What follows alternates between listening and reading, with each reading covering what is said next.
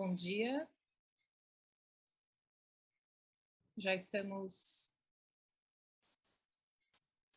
Sábio, nós já estamos online.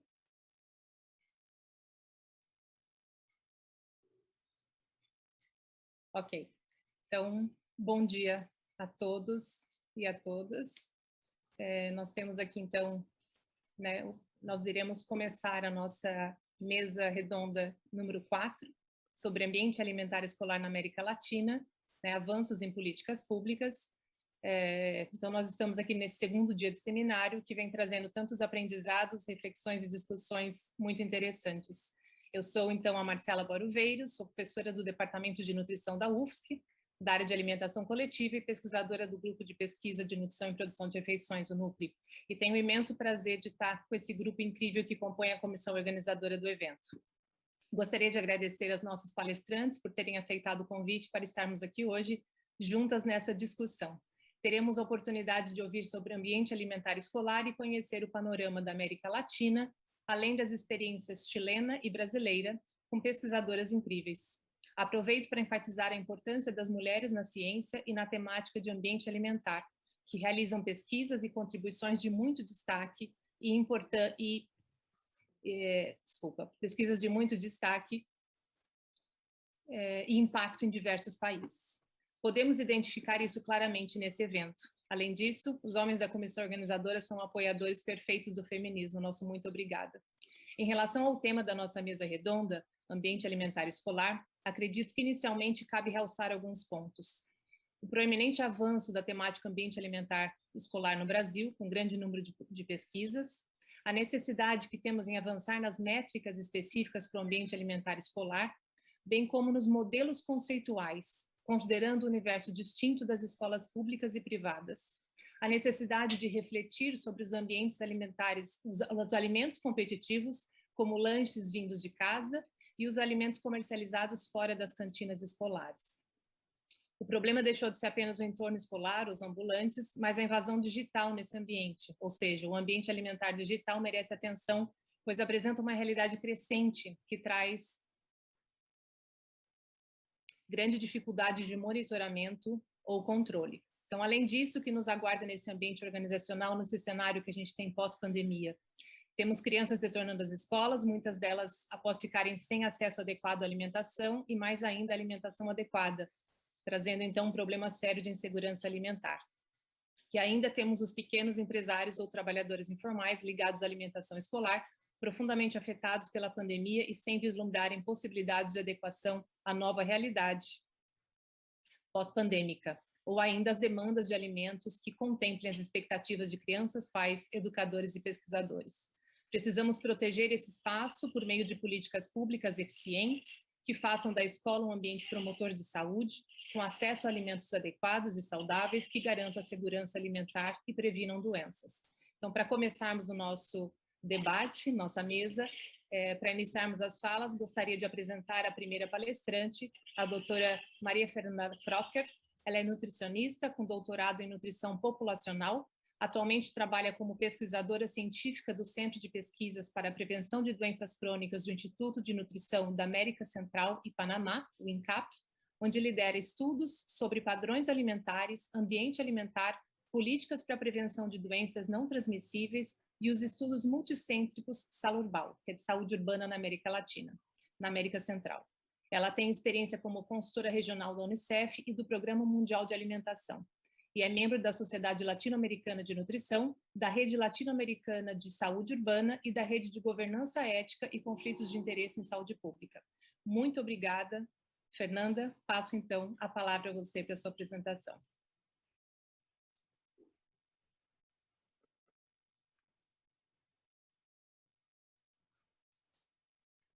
Hola, muy buenos días a todos. Gracias por la invitación. El día de hoy voy a hablarles de un análisis que hicimos en toda América Latina acerca de cuáles son las estrategias o intervenciones más efectivas para promover la alimentación saludable y la actividad física en escuelas de América Latina. No tengo ningún conflicto de interés que declarar. Voy a hablar sobre rápidamente tendencias de sobrepeso y obesidad en niñez en toda América Latina y Caribe. Vamos a presentar también los resultados de un estudio que hicimos, una revisión sistemática sobre cuáles eran sobre quais são as intervenções mais eficazes para a prevenção de sobrepeso e obesidade e definir bem que funcionam na América Latina e Caribe, e depois também fizemos uma análise de lacunas entre as políticas, a evidência científica que encontramos na literatura na nossa região e o que está acontecendo na América Latina, quais são as políticas existentes que estão acontecendo na América Latina. Bem, então, para começar, esse estudo talvez conheçam, mas a tendência de sobrepeso e obesidade em crianças pré-escolares, desde o início dos anos 90, temos uma tendência crescente. No Caribe, na América Central e na América do Sul, houve um pouco, talvez menos crescente, mas mesmo assim a prevalência de sobrepeso e obesidade em pré-escolares mais alta da região. Quando vemos, então, os países que têm dados nacionais, que têm dados representativos em nível nacional, vemos, por exemplo, prevalências em pré-escolares muito preocupantes, ou escolares, aliás. Basicamente, quase 50 milhões de crianças e adolescentes de 0 a 18 anos têm sobrepeso ou obesidade. No Brasil, Chile, Colômbia e Mexicano, 20 a 25% da população total são crianças e adolescentes. Ou seja, é muito importante falar dos entornos alimentares nessas etapas. Então, o que acontece? Quais são as causas ou determinantes? Porque vemos tanto sobrepeso e obesidade nas crianças. O que encontramos e que vemos nas evidências que há um ambiente muito desregulado em alguns países mais do que em outros, há um ambiente com grande comercialização e exposição aos alimentos que promovem o consumo de taxas excessivas de um ambiente alimentar, o entorno alimentar obesigênico que promove a obesidade. Reconhecemos que há uma grande heterogeneidade em todos os países, avançaram na mesma velocidade e países que avançaram muito mais na regulamentação. Por exemplo, aqui na foto à esquerda é uma barraca no Chile com comida normal, supostamente, mas, entre aspas, numa aldeia, num lugar rural, na Guatemala, muito próxima a áreas urbanas, vemos a grande quantidade de comida não saudável, comidas fritas, por exemplo, pouca disponibilidade ou zero disponibilidade de frutas e verduras e de alimentos realmente nutritivos, um ambiente totalmente desregulado. Temos que reconhecer a heterogeneidade e diversidade que caracterizam a região América Latina e Caribenha. Por que é tão importante a ênfase na escola? Bem, as crianças passam uma grande parte do tempo dentro da escola, podemos promover ou desincentivar a promoção da saúde, e diferentes estudos em nível regional definem que o entorno ideal e essencial para implementar ações para prevenir o sobrepeso e a obesidade é a escola. Então, vemos que, por exemplo, a onda de nutrição realmente, uma intervenção escolar em nível escolar não é eficaz para reduzir a nutrição, por exemplo, a desnutrição crônica, mas quando vemos a evidência, vemos que na fase escolar podemos prevenir sobrepeso e obesidade. Há intervenções para prevenir. Então, é um paradigma, é um mito que tem que desmentir muitas vezes em nossas autoridades, porque muitos dos programas de alimentação escolar estão feitos para prevenir a desnutrição, mas não há evidência científica que se possa prevenir a desnutrição, porque as crianças entram na escola, muitas vezes em países, por exemplo, na América Central, entram na escola pública, o sistema público, depois dos 5 anos. E depois dos 5 anos já não podemos prevenir a desnutrição. E, bem, os objetivos da nossa revisão sistemática do trabalho foi, primeiro, fazer a revisão sistemática da literatura para determinar quais são as ações e intervenções eficazes para prevenir o sobrepeso e obesidade no entorno escolar em países no contexto na América Latina e Caribe, e depois definir que países implementam intervenções eficazes para a prevenção de sobrepeso e obesidade. E dentro, alguns países têm leis, têm marcos regulatórios, um marco regulatório em alguns países que têm programas, mas que não necessariamente são liderados pelos governos. Então, queremos ver esse contraste também entre os países. Então, fizemos essa busca consultamos várias bases de dados, podemos ver aqui PubMed, etc., grande quantidade de informação na América Latina, definimos critérios de inclusão e exclusão e definimos essas intervenções que tinham como um desfecho na saúde e prevenção de sobrepeso e obesidade, ou então crônica, que foram um ambiente escolar, avaliaram crianças e adolescentes no país latino-americano e Caribe, e entre 2010 e 2017, que foram um grupo controle, era muito importante, vamos ver a efetividade, precisamos de um grupo controle, por isso que temos que ter ensaios clínicos randomizados ou quase experimentais. Então, bem, basicamente, fizemos a revisão disso tudo, incluímos 42 artigos científicos, 42 estudos que cumpriam e atendiam os critérios de inclusão e, basicamente, encontramos 6 desfechos importantes que, no final, incluímos no nosso relatório final, não apenas sobre peso e obesidade, porque muitos mediadores para prevenir sobrepeso e obesidade, encontramos 6 desfechos importantes. Um era a redução no IMC, Índice de Massa Corporal, melhorar a disponibilidade, acesso e consumo de alimentos, melhorar a educação e prática de atividade física, melhorar nos conhecimentos em nutrição e saúde, também um estudo melhorava os componentes do sistema da síndrome metabólica e melhora o bem-estar mental ou social. Então, distinguindo, por assim dizer, nosso estudo que não apenas queríamos intervenções eficazes, senão tentamos aprofundar e descrever bem essas intervenções, que componentes têm essas intervenções e que descreveram um pouco como se fez a intervenção. E porque existe uma grande heterogeneidade em maneiras de fazer. Por exemplo, se relatamos numa escola conhecimentos, há muitas maneiras de comunicar conhecimentos, modificamos o currículo escolar, mas pode ser outras intervenções que hajam oficinas ou capacitações e com familiares. Então, há muitos subcomponentes que também tentamos definir na nossa revisão sistemática. Então, por exemplo, encontramos, por exemplo, para atividade física, um dos exemplos que encontramos foi promover o intervalo recreativo. Muitos estudos fizeram planos nutricionais por nutricionistas ou estabeleceram normas de alimentação saudável e cada componente que encontramos, que foram no final, do lado esquerdo, havia muitos exemplos, muitos diferentes subcomponentes. Então, posso apresentar todo por falta de tempo, mas o mais importante é que estão descritos do lado esquerdo da tela. Então, alimentação saudável, segura, é fundamental, atenção plena ou mindfulness, que alguns estão estudando também.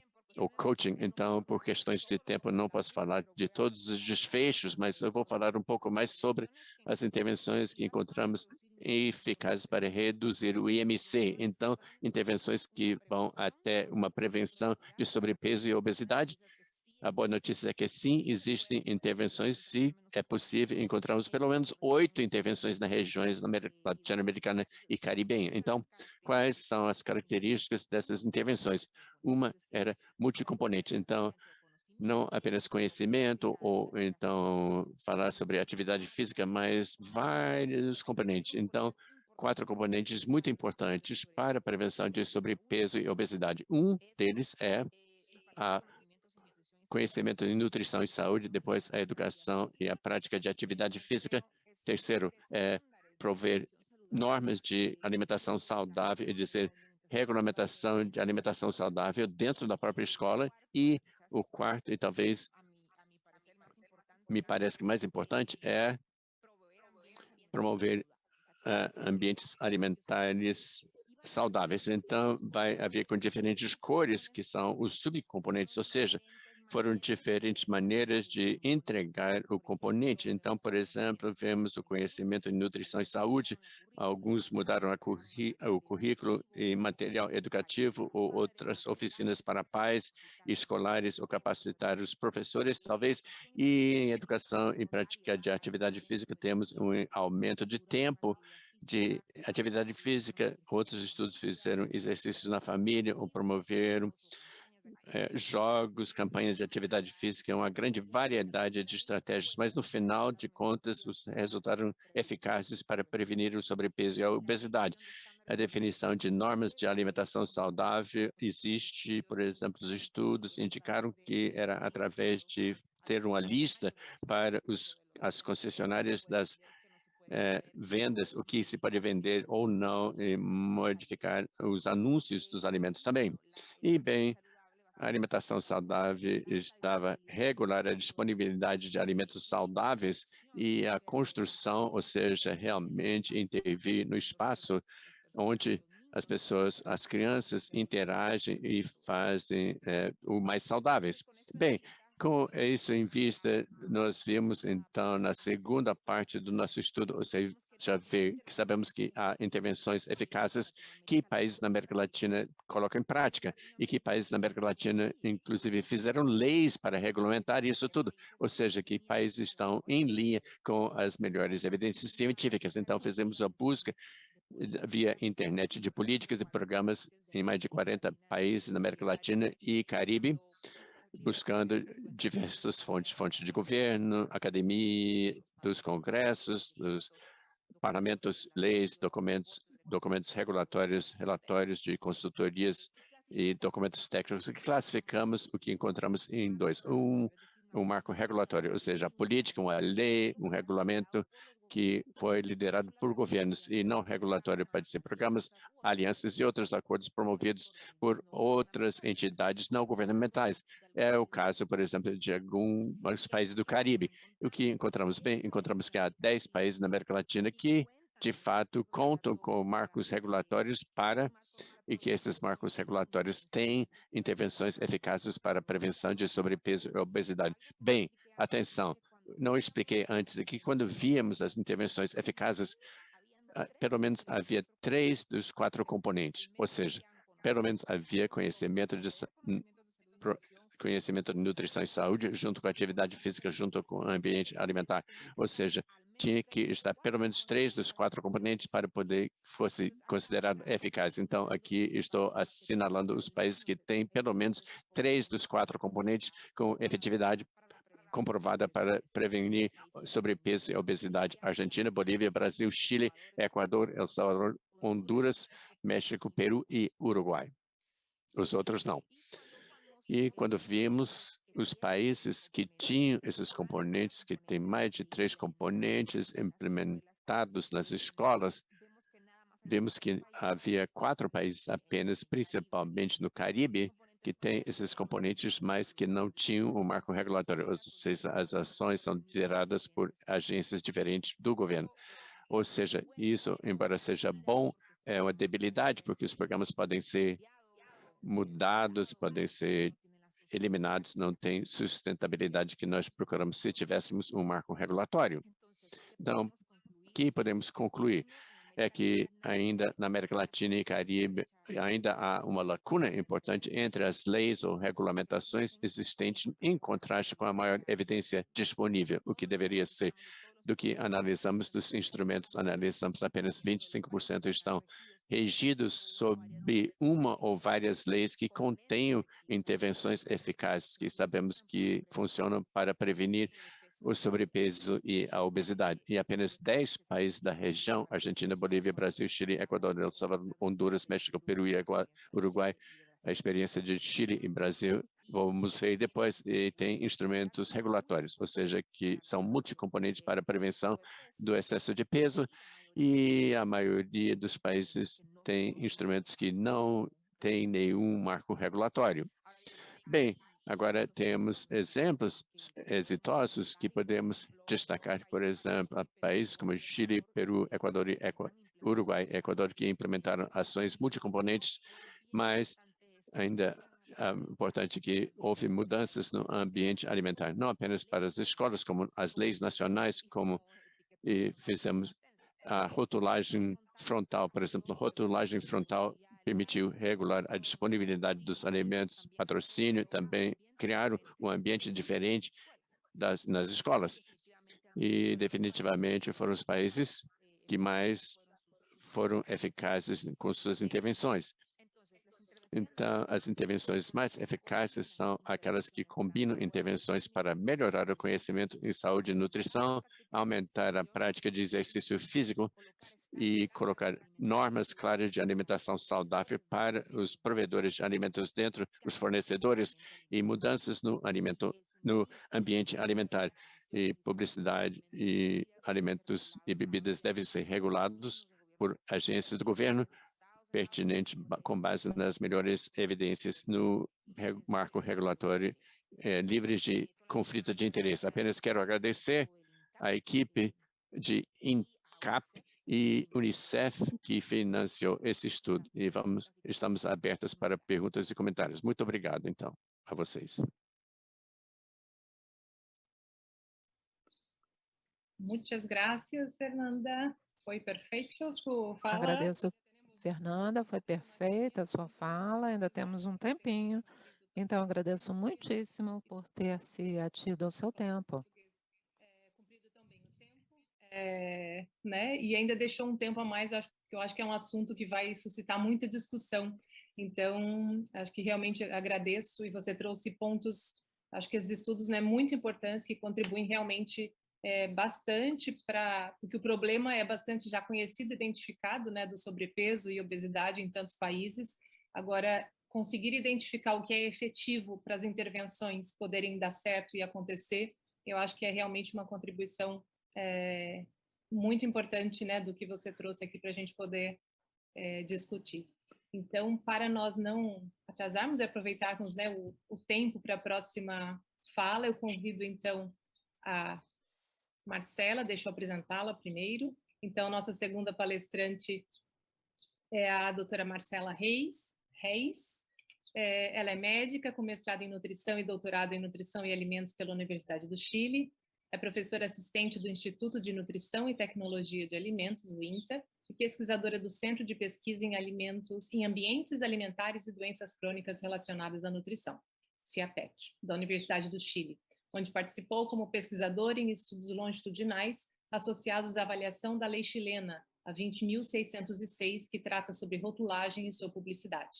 Vale destacar também o seu papel como investigadora principal de 2 projetos com financiamento chileno, focados em determinar o efeito da dieta no ganho de peso e alterações metabólicas entre bebês, pré-escolares e adolescentes, e também o consumo de adoçantes não calóricos nessa mesma faixa etária após a implementação, então, da lei chilena de rotulagem e publicidade.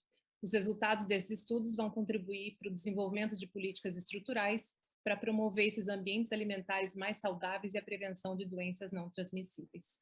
Então, agradeço novamente, Marcela, né, você também ter aceito o convite para estar aqui conosco, e passo a palavra para que você possa fazer, então, a sua apresentação. Muito obrigada. Olá, muitas gracias por la... Olá, agradeço muitíssimo pelo convite e pela iniciativa de participar desse congresso sobre ambiente alimentar. Eis a minha apresentação. Bom, vamos apresentar agora as políticas sobre ambiente alimentar escolar implementadas no Chile.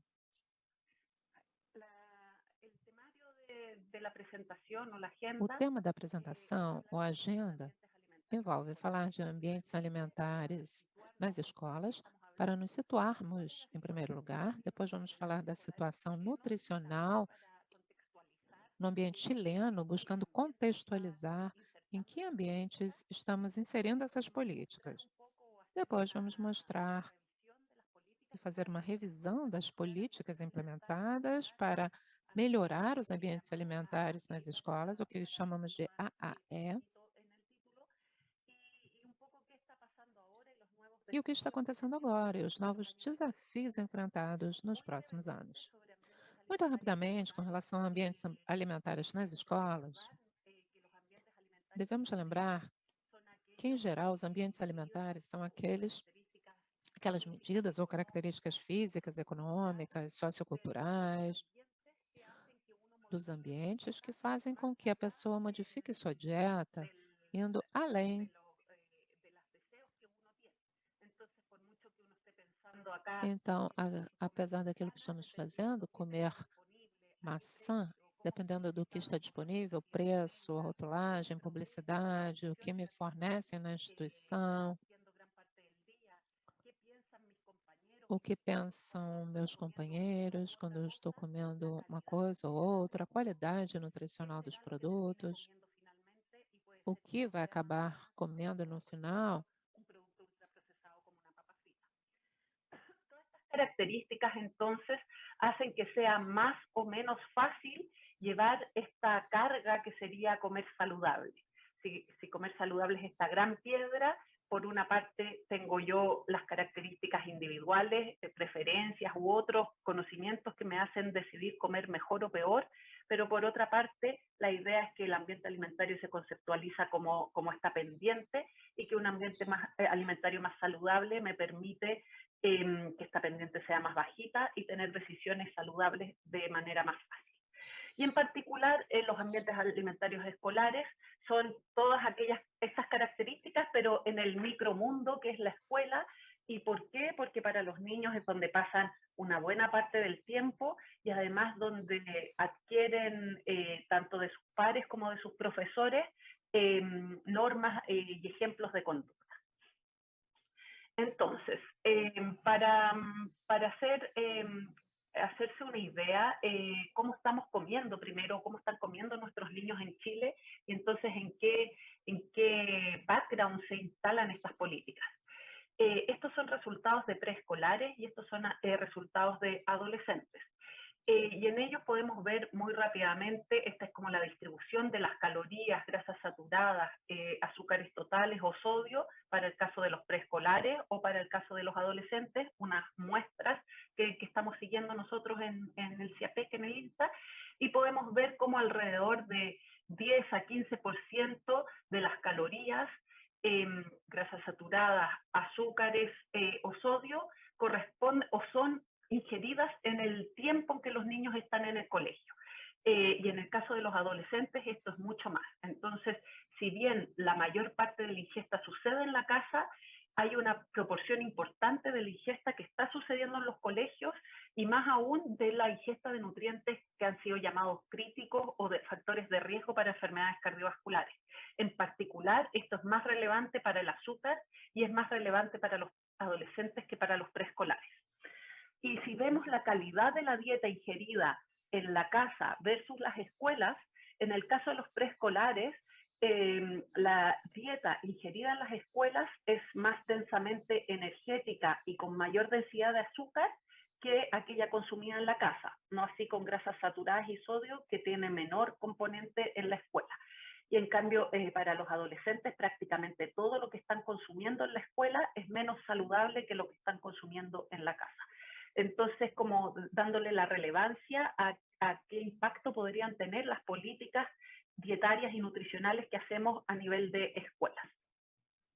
Eso es como comemos. Por otra parte, decir que nuestros escolares están con un gran problema de sobrepeso y obesidad. Acá acá estamos mostrando solo obesidad regular u obesidad severa, que para los niños de pre-kinder, o sea, de 4 o 5 años, está alcanzando casi un 30%, en kinder sobre esa cifra, y bueno, más o menos se mantiene cerca del 30% a las distintas edades y solo baja en los adolescentes y muy probablemente baja principalmente porque baja el peso en términos de músculo más que de grasa, y acá estamos subdiagnosticando. Entonces tenemos una situación bien catastrófica. Si de hecho sumamos sobrepeso y obesidad, es más del 50% de la población infantil o que están escolares que está en esta condición. Y además, muy probablemente no están familiarizados con la distribución socioeconómica de las comunas acá, pero este es un mapa simplemente para indicar que esto no se distribuye de forma homogénea. La obesidad es menor en comunas de nivel socioeconómico alto y es mayor en comunas de nivel socioeconómico bajo, por lo menos en este mapa que es el Gran Santiago. Adicionalmente, la obesidad total, así como el sobrepeso, ha ido en aumento de forma constante, tal vez no, con una pendiente pequeña, pero mantenida desde el 2009 en adelante, en desmedro obviamente del peso normal. Y esto, si lo miramos desde los años 80 en adelante, la verdad es que el incremento ha sido muy importante. Entonces, estamos en una situación bastante mala en que este aumento de la malnutrición por exceso hemos sido capaces de disminuir la pendiente de incremento, pero la verdad es que todavía no lo hemos podido ni siquiera llegar a un plató, menos aún disminuirla. Entonces, ¿qué políticas se han hecho o se han implementado para mejorar estos ambientes? Desde fines de la década de los 90, más o menos en el 97, que ya se reconoce este problema de la obesidad infantil como muy relevante, se organizan los establecimientos educacionales promotores de salud, que son básicamente algunos establecimientos educacionales en los que se incentiva de forma importante actividades curriculares, mayor actividad física, tanto como en lo que es el currículum mismo, las clases de educación física, como recreos más saludables, algunas alternativas de colaciones o snacks más saludables, y de algún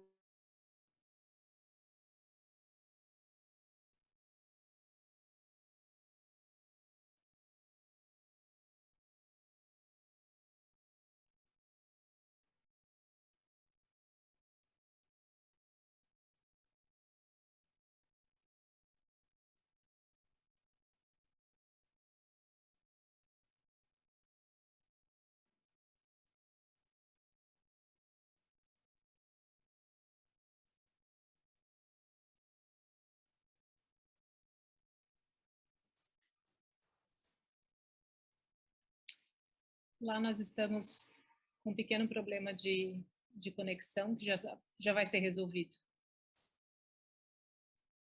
Tá? Nós perdemos aqui o contato temporário com a Marcela, então nós já vamos tentar retomar isso.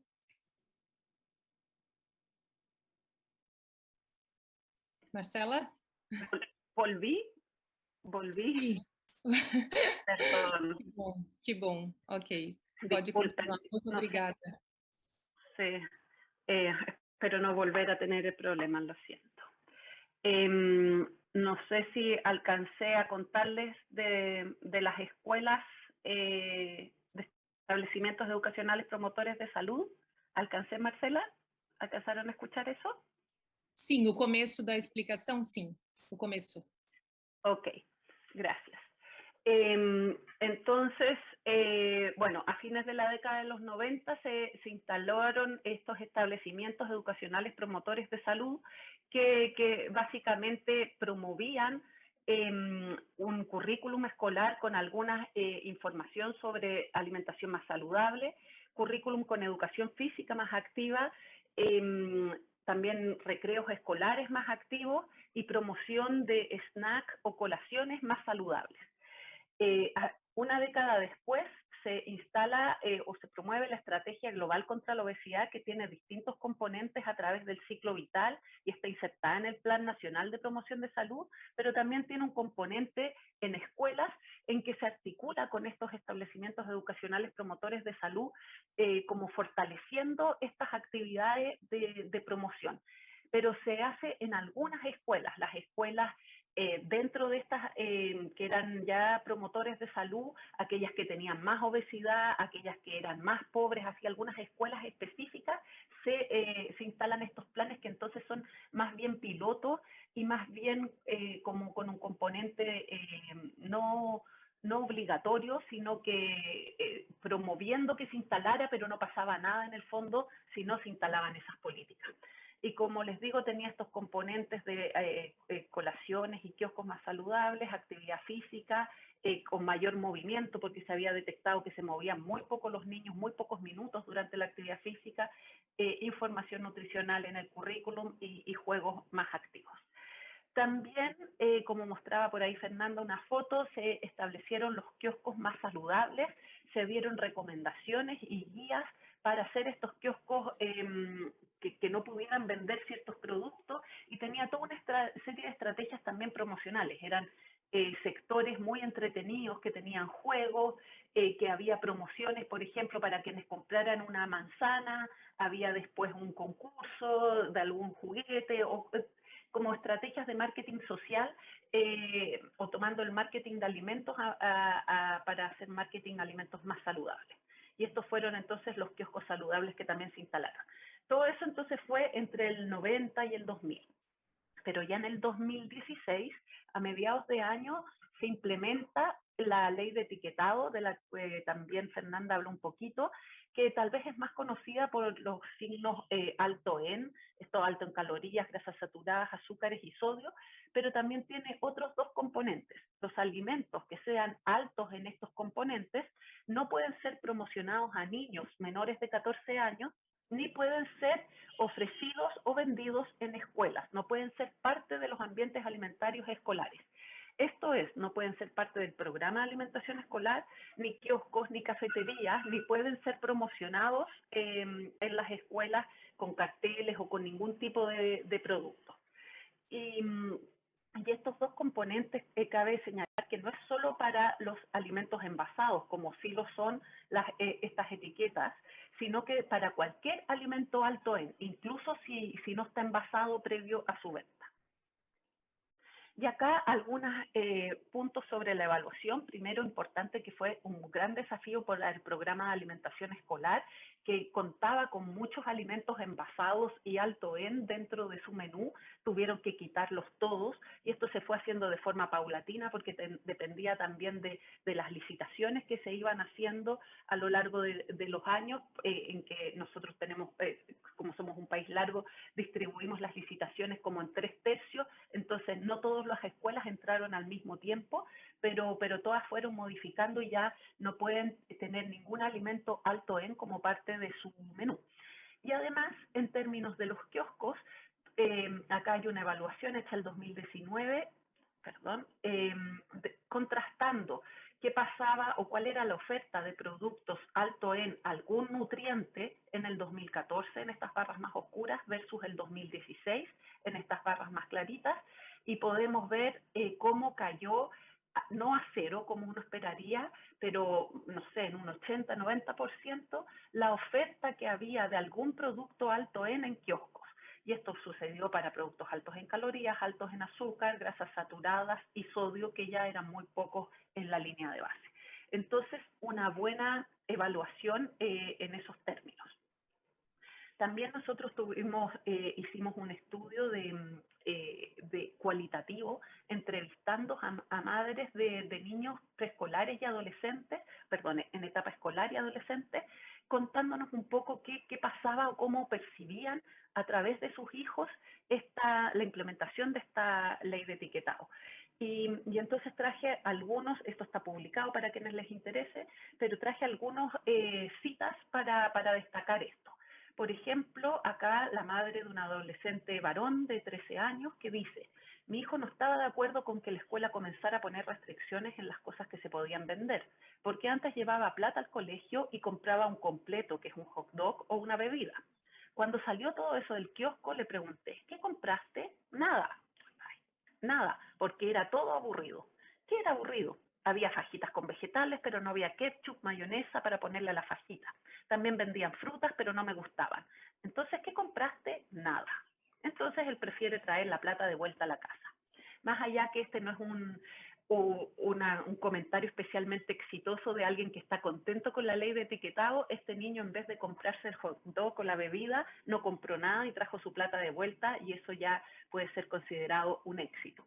Y acá tal vez algo un poquito más propositivo, otra madre de un adolescente varón de 13 años, mi hijo compraba papas fritas con la plata que llevaba al colegio. Entonces no le di más plata porque estaba grande y con sobrepeso. Así no podía comprar más papas fritas o cosas como esas. Después de eso, la mujer que vende comida en su colegio empezó a vender frutas, sándwich con palta, jamón y queso. Entonces mi hijo empezó a llevar plata de nuevo y ahora se compra un jugo y un sándwich, que tampoco necesariamente es tan saludable, pero si no es alto en, podemos considerar que sí.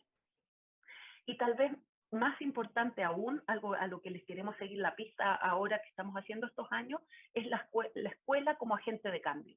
Madres diciendo que percibían que a través de las escuelas, los niños, por sus profesores o por los cambios en las colaciones escolares, se había empezado a hablar de mejor alimentación, comida chatarra, y estaban ellos demandando en sus casas compras más saludables, lo que hacía como un factor promotor para que la familia entera comprara de forma más saludable. Entonces, por ejemplo, esto es una madre de una niña de 5 años que dice, por causa de esta nueva ley, a mi hija le han enseñado un montón sobre esos globos negros. No, mamá, no puedes comprarme eso, mi profesora no lo va a aceptar porque tiene las etiquetas. Y me pide ensaladas, ya no acepta snacks que tengan esas etiquetas. Y esto ya es bien interesante porque podemos estar frente a un cambio de la norma social traída desde colegios en que ha cambiado el ambiente escolar. Entonces no es solo lo que está prohibido o permitido ahí, sino que cómo esto cambia la manera de concebir cómo alimentarse bien. Otro efecto es que obviamente como los kioscos se quedaron súbitamente con pocos elementos para vender, han surgido nuevos emprendimientos de alimentos tipo chips de frutas, purés de frutas o cosas sin logo, y ha sido entonces una cosa importante en términos económicos también, con lo asociado a la distribución de ellos y un motorcito económico que se abre frente a la restricción de otros elementos. Cuando siempre se pone ahí lo económico también sobre la mesa, hay puertas que se cierran, pero ventanas que se abren. Y por último, estudios preliminares, que todavía no puedo mostrarles los gráficos, pero estudios preliminares ya nos están mostrando en estos mismos seguimientos de preescolares y adolescentes que hacemos, cómo la dieta de las escuelas ha disminuido de forma significativa en cantidades de sodio, grasas saturadas y azúcar. O sea, la fracción de alimento, como lo que les mostraba al principio, que están recibiendo en el momento de la escuela, ya sea de kioscos, de cafetería o de programa de alimentación escolar, es más saludable. El problema es que están compensando una buena cantidad después, fuera de las escuelas, pero de nuevo muestra o da relevancia al rol que pueden tener las escuelas para modificar la dieta de forma para bien o para mal, dependiendo de las políticas que haya. Otra de las políticas que se han implementado es el plan contrapeso. La verdad es que este plan se ha implementado parcialmente, pero la Junta Nacional de Auxilio Escolar y Becas, que es la parte de un organismo estatal o gubernamental que se dedica al programa de alimentación escolar, entre otros, ha establecido estas medidas del plan contrapeso: reducción de azúcar en un 5%, huertos escolares, laboratorio gastronómico, compras locales, salad bar, set de motricidad, recreos entretenidos, pulseras inteligentes. Para quienes les interesen pueden ir y buscar ahí Junaep Contrapeso y hay harto material disponible. Sin embargo, como les decía, solo parte de esto se ha implementado. Muchas veces pasa, supongo que en todos los países de Latinoamérica y también de otras partes, que hay planes que quedan como fijados o anclados a cierto gobierno en particular, y cuando cambian las autoridades quieren como desarmar, se desarman algunos planes, entonces a veces pasan a llamarse de otra manera, como es el caso de este plan, pero algunas de las políticas se están implementando ahora. Y entonces acá, como innovaciones de este programa de alimentación escolar, lo que está sucediendo ahora con la licitación actual es estos distintos cambios. El de la bandeja al plato, que les voy a contar un poco, cocina escolar del mundo, laboratorio gastronómico y compras locales. En el caso de la bandeja al plato es una cosa bien de sentidos. Se está intentando pasar de esta bandeja en que servían la comida ahí mismo, en los mismos hoyitos o receptáculos que tiene la bandeja, a un plato de este tipo como el de la foto. Y esto se había percibido que los niños comían menos y todo el componente como organoléptico de los alimentos era peor y peor recibido a la alimentación cuando estaba así que cuando viene en este formato. Entonces son pequeños cambios que pueden mejorar la aceptabilidad del programa, y si además este programa es más saludable, todo anda mejor. Por otra parte está esto de cocina escolar del mundo, en que se están adaptando las recetas escolares a los principales países, adquiriendo o tomando recetas de los principales países en que tenemos migraciones, que son Perú, Venezuela y Haití, y entonces haciendo 2 o 3 veces al mes un plato de cada uno de estos países, y con la idea de hacer esta mixtura cultural y recibir mejor a los niños en situación de migración y instalarlos mejor entre sus compañeros. Y por último, esto de las compras locales, en que se está tratando de establecer que un cierto porcentaje de la alimentación tiene que venir de pequeños productores, por una parte potenciando la producción y la venta de estos pequeños productores alrededor de las escuelas, pero también mejorando la aceptabilidad, dando alimentos que varían según la temporada y que tienen pertinencia cultural, y también se están haciendo entonces días especiales del menú de cierta región, cosa que antes no se hacía, era uniforme para todo Chile, el mismo menú, cuando eso realmente no hace mucho sentido, dada la longitud y los distintos climas que tenemos y alimentos disponibles a lo largo del país. Y por último, sí, el laboratorio gastronómico, en que a través de chefs que van a participar con los niños y los profesores, se innova en distintas recetas y se les enseña a cocinar, se les enseña de dónde vienen las comidas. En algunos colegios también, junto a huertos escolares, que están haciendo una mucho mejor aceptación de la alimentación saludable y enseñanza de estrategias culinarias.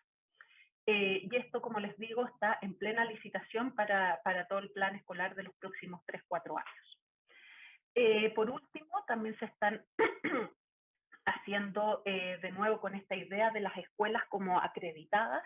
El programa Chile Elige Vivir Sano está dando como una especie de sellos, el sello Elige Vivir Sano, a distintas escuelas, en que lo que se pide de nuevo es hacer kioscos más saludables aún, colaciones escolares con estrategias o con ejemplos específicos, y distintas cosas en que hacen entornos alimentarios más saludables. Por ejemplo, implementar bebederos de agua, este programa de colaciones saludables, una infraestructura mejor para actividad física y todo.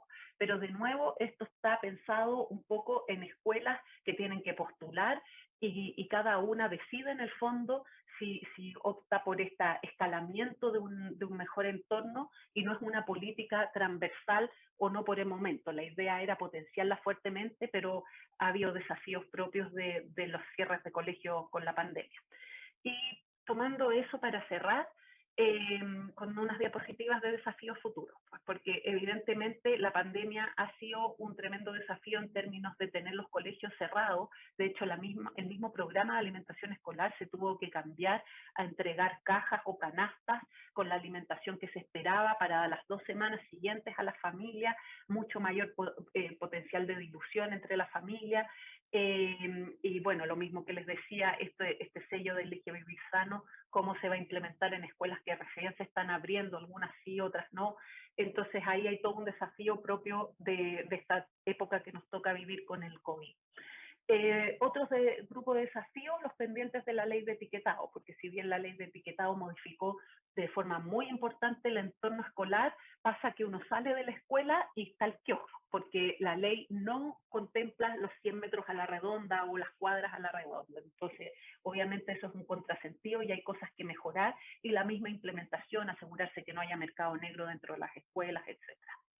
Por otra parte, mantener las nuevas estrategias escolares y mejorarlas, pero en el fondo también tratar de que no sean tan optativas, sino que sean más mandatorias en las escuelas, y que todas estén de alguna manera mandatadas o exigidas de mejorar su entorno escolar más de lo que tienen ahora.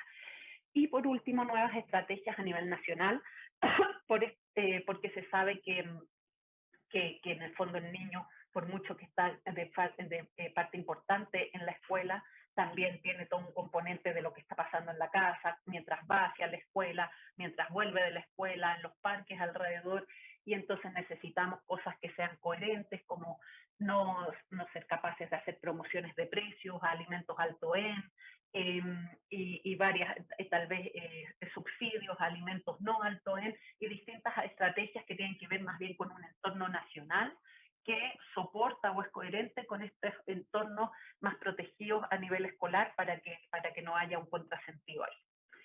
Y bueno, por último, dentro de los últimos desafíos, tenemos el gran desafío en Chile que estamos haciendo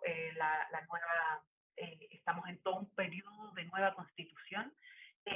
Esta es la nueva presidente parte de los pueblos originarios de la Convención Constitucional y está discutiéndose de forma importante el derecho a la alimentación saludable y ahí entonces el desafío es que nosotros logremos instalar todos estos temas en tanto derechos y por lo tanto estén garantizados y tengamos políticas que sean más fáciles de implementar en tanto la Constitución lo permita. Eso es, y bueno, espero poder comentar más y responder preguntas en el momento después de la tercera charla. Muchas gracias. Muito obrigada, Marcela. Foi, assim, excelente a quantidade, né, de informações e que você trouxe para a gente também poder refletir e conhecer bem a realidade do Chile, né, com com a junção, né, de tantas ações efetivas e que tem resultado. A gente vê o exemplo, né, riquíssimo da rotulagem, né, de vocês, frontal, que está fazendo um efeito. A gente vê o depoimento, né, da mãe com a criança, assim, é realmente encantador.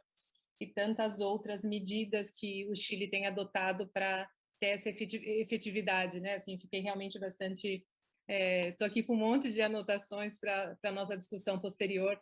Então, né, queria falar para as pessoas que elas podem ir mandando ali as perguntas, que assim que a nossa próxima palestrante finalizar, a gente vai iniciar, então, as discussões, e vocês podem mandar as perguntas para que a gente possa ler. Então, agradeço imensamente até agora, né, a Marcela e a Fernanda, que nos apresentaram essas excelentes explanações. Então, eu chamo para agora entrar conosco, né, para falar a nossa terceira palestrante, que é a doutora Daniela Canella. Muito obrigada. Ela é nutricionista, né, com mestrado e doutorado em Nutrição e Saúde Pública pela Faculdade de Saúde Pública da Universidade de São Paulo, a USP. Ela é professora também adjunta do Departamento de Nutrição Aplicada e do Programa de Pós-Graduação em Alimentação, Nutrição e Saúde do Instituto de Nutrição da Universidade do Estado do Rio de Janeiro, a UERJ. É atual também coordenadora do Programa de Pós-Graduação em Alimentação, Nutrição e Saúde, além de pesquisadora científica do Núcleo de Pesquisas Epidemiológicas em Nutrição e Saúde, o NUPENS, da Universidade de São Paulo. Daniela, muito obrigada. Né? Assim, vou passar a palavra para você poder fazer agora, né, a explanação sobre a realidade, né, o caso do Brasil, que eu acho que está riquíssimo toda essa quantidade de informações que nós estamos recebendo. Então, passo para você fazer a sua palestra e, em seguida, nós, então, abrimos para o debate. Obrigada. Obrigada, Marcela. É um prazer estar aqui nessa mesa com vocês e poder dialogar com Marcela e Fernanda, que me precederam. Bem, vamos lá. Me digam se está tudo certo com a minha tela, se vocês conseguem ver a minha apresentação. Tá certo, Marcela? Foi? Tá perfeito. Uhum. Maravilha, obrigada. Então tá. Então, bom dia para todo mundo, boa tarde, boa noite para quem vai assistir em outro momento. Então, a ideia é trazer um pouco sobre a experiência do Brasil em relação ao ambiente alimentar escolar, né? Para começar, eu queria trazer um pouco de contexto, até porque, por conta da característica do seminário, de ser um seminário latino-americano e não só brasileiro, né? Então, que ambiente é esse, que escolas são essas no Brasil? Esses são dados do Censo Escolar de 2020, né, que nos mostram que o Brasil tem quase 80 mil escolas de educação básica, então aqui desde a educação infantil até o ensino médio, cobrindo mais de 47 milhões de estudantes, né? E dessas escolas, a maior parte delas é pública, sendo ou municipal ou estadual, e tendo aí uma parcela de 19% das escolas brasileiras sendo escolas privadas. Acho que isso é importante até para a gente pensar nas políticas que existem, né? Enfim, conhecer um pouco esse contexto. Em termos de ambiente alimentar escolar, a gente no Brasil acho que tem alguns privilégios, ou tinha até algum tempo atrás, e um deles é de ter inquéritos populacionais que também olhem para essa questão do ambiente, né? Então eu trago aqui alguns dados da Pesquisa Nacional de Saúde do Escolar de 2015, que, entre alguns dos aspectos avaliados, avaliou o ambiente alimentar escolar. Então, a gente tem informações para escolas públicas e privadas, esses dados são representativos, né, das escolas brasileiras, e o que a gente encontra em termos de estrutura e de oferta de alimentos, né, é que a maior parte das escolas públicas tem cozinha em condição de uso, isso é fundamental quando a gente pensa na produção de refeições, isso vai dialogar com a segunda parte da minha apresentação. Nas escolas privadas isso é menos frequente, um pouco menos frequente, mas também tem a ver com o cenário de oferta de alimentação nas escolas privadas. Outro ponto muito importante, se a gente pensa em oferta de alimentação, é ter condições que essas crianças e adolescentes se alimentem nas escolas, né? E refeitório é um espaço importante em relação a isso. E aí a frequência de fato já é menor. A gente tem hortas nas escolas, tanto públicas quanto privadas, mas menos de 1/3, né, das escolas, tanto públicas quanto privadas, têm hortas. É algo que deveria ser mais incentivado. E no cenário de cantinas, né, e de pontos alternativos de venda no entorno das escolas, a gente tem uma frequência menor nas escolas públicas, e pensando em cantina em escola privada, dado que as escolas privadas não têm, né, a oferta de refeições de forma mandatória, como é para as escolas públicas, a frequência de cantina é muito maior, mas a gente tem, por exemplo, 46% das escolas públicas sem nem cantina dentro das escolas e nem venda de alimentos do lado de fora, né, ali no entorno próximo.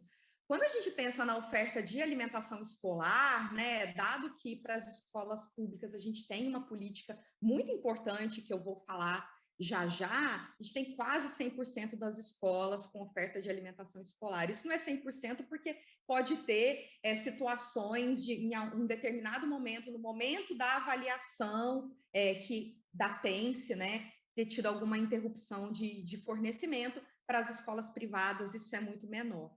Quando a gente olha para as cantinas escolares, né, para aquelas escolas que têm cantinas escolares, o cenário fica um pouco mais dramático, né? Então, as escolas privadas, elas têm uma oferta maior de frutas frescas, porém, para os indicadores relacionados, né, a uma alimentação não saudável, o cenário das escolas privadas é bastante dramático. Então, muito frequente a venda de bebidas adoçadas, de salgadinho de pacote, de biscoitos e bolachas, balas, confeitos e outros doces, né? Nas escolas públicas isso é menos frequente, mas ainda assim, em termos de bebidas adoçadas e de salgadinhos de pacote, mais de 50% das escolas avaliadas no contexto da PENSE comercializavam, né, esses itens.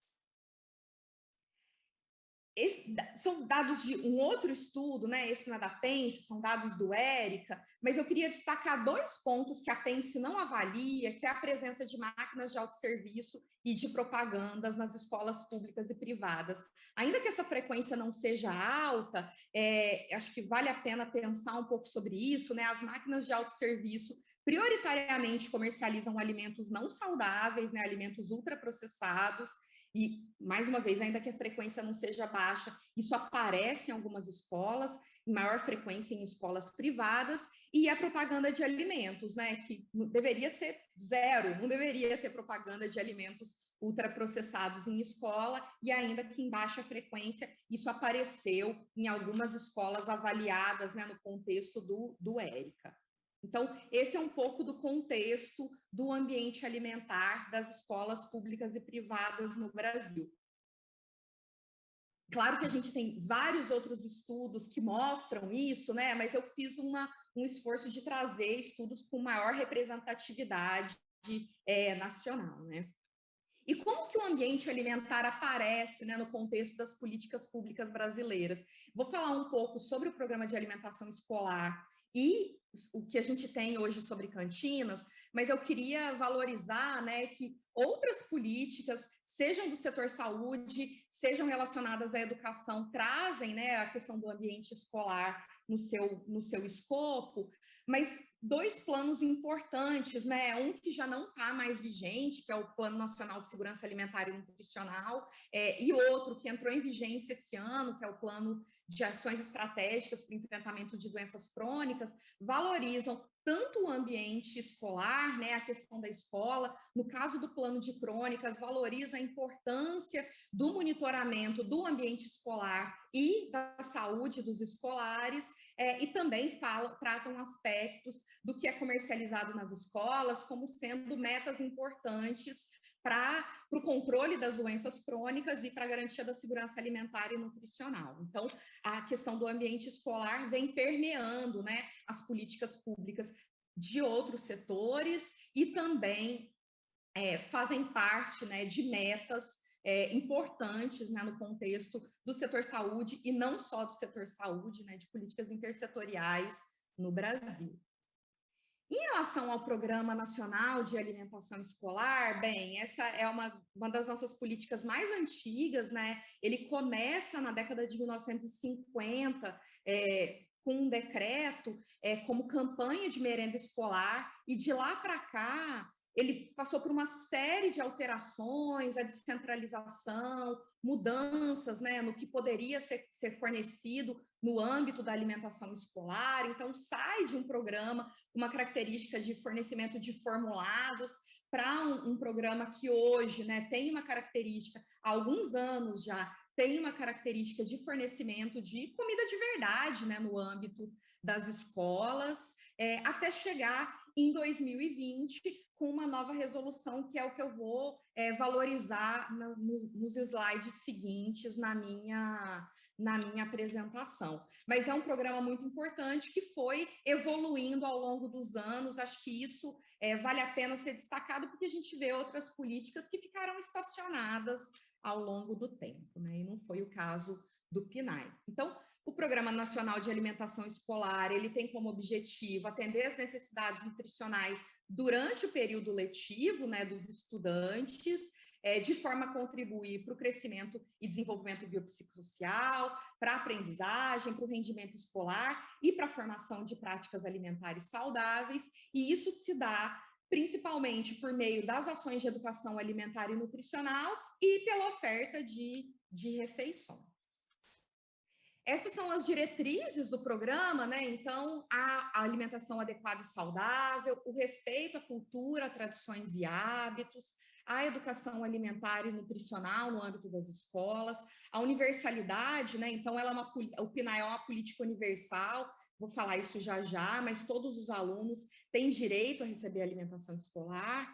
Ele tem o controle social, acho que esse é um elemento muito importante, né? De acompanhamento, mas também de pensar na evolução do programa, né, do controle social, acompanhando a sua execução. Uma outra diretriz do PNAE é o apoio ao desenvolvimento sustentável, e para isso, né, tem uma lei específica que eu vou mencionar daqui a pouco, e o direito à alimentação escolar, que faz parte, inclusive, da nossa Constituição Federal, né? Isso se a alimentação entra na Constituição como um dos direitos sociais em 2010, a alimentação escolar já estava prevista anteriormente.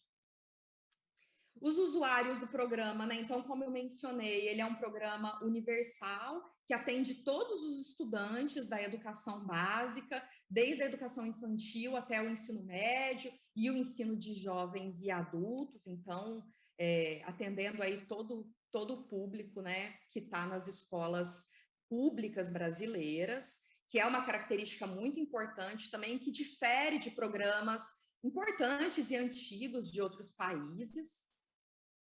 E foi um programa muito importante para que em 2014 o Brasil pudesse sair do mapa da fome, né? Superando aí a insegurança alimentar e nutricional. Lá em 2014. Aqui eu trouxe dados de um estudo que foi recentemente publicado, né, referente a dados da Baixada Santista, mas eu acho que mostra um pouco, né, a importância do PNAE na questão da segurança alimentar e nutricional. Aqui o que foi avaliado foi a relação entre o consumo da alimentação escolar, a frequência de consumo da alimentação escolar e a situação de segurança alimentar e nutricional das famílias, dos estudantes. E o que se encontrou é que famílias que estavam, né, em situação de segurança alimentar leve ou moderada e severa, Recording in progress. Essas pessoas tinham um consumo mais frequente da alimentação escolar, mostrando o papel da alimentação escolar para apoiar as condições de alimentação e nutrição das famílias avaliadas, né? Então, mostrando aí o papel do programa. Bem, mas quando a gente pensa em segurança alimentar e nutricional, a gente não quer dizer só sobre a garantia de acesso à alimentação, a gente quer a garantia de acesso à alimentação adequada e saudável. E dados da PENSE de 2012 e também dados da PENSE de 2015 mostram isso, que o consumo moderado ou regular da alimentação escolar, então, pelo menos 3 vezes na semana ou 5 vezes na semana, foi associado ao maior consumo no cotidiano dos estudantes de feijão, de hortaliças cozidas, de hortaliças cruas e de frutas. Então, a maior adesão à alimentação escolar relacionada a hábitos saudáveis, né, ao consumo de marcadores de alimentação saudável, e também ao menor consumo de salgados fritos, carnes processadas, biscoitos salgados, biscoitos doces, salgadinhos de pacote e doce. Então, o PNAE, né, a adesão ao PNAE, tanto contribuindo